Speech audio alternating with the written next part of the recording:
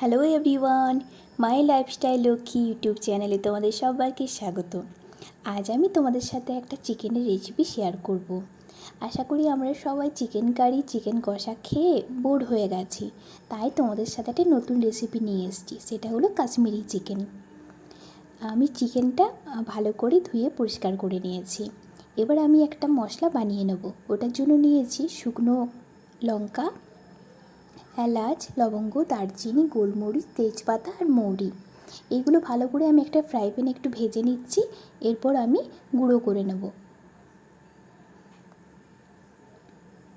এবার আমি কড়াই সাদা তেল দেব আর দেব একটু ঘি। এবার দেব আমি পেঁয়াজ কুচি। পেঁয়াজ কুচিটা যাতে তাড়াতাড়ি লাল হয়ে যায় ওই জন্য আমি একটু দেব নুন।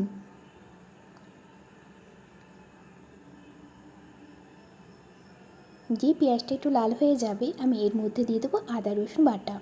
যতক্ষণ না মশলাটা কষা হয় আমি কষতে থাকবো।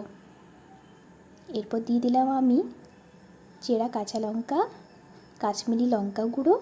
এবার মশলাটা ভালো করে কষে নিতে হবে। মশলার মধ্যে তেল ছেড়ে এলে আমি চিকেনটা দিয়ে দেবো। এবার ভালো করে চিকেনটা কষতে হবে আর আমি দিয়ে দেবো নুন।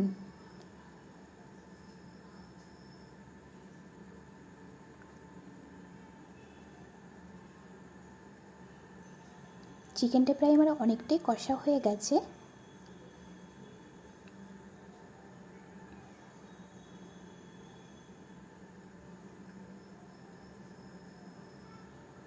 এই রেসিপিটা তোমরা অবশ্যই কিন্তু বাড়িতে একবার ট্রাই করবে।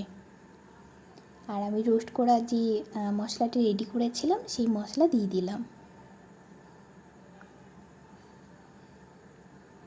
মশলাটা প্রায় 80% কষা হয়ে গেলে এর মধ্যে আমি দিয়ে দেবো টক দই।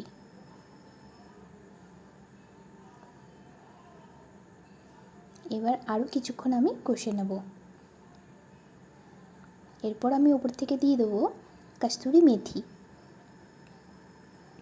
দিয়ে আবার আমি 5 মিনিটের মতো কষে নেব। আমার কাশ্মীরি চিকেন রেডি হয়ে গেছে। তোমরা অবশ্যই এই রেসিপিটা কিন্তু বাড়িতে একবার ট্রাই করবে। আর কেমন লেগেছে এই রেসিপিটা আমাকে অবশ্যই কমেন্ট বক্সে জানাবে। আর আমার ভিডিওগুলো যদি তোমাদের ভালো লাগে অবশ্যই সাবস্ক্রাইব করে দিও।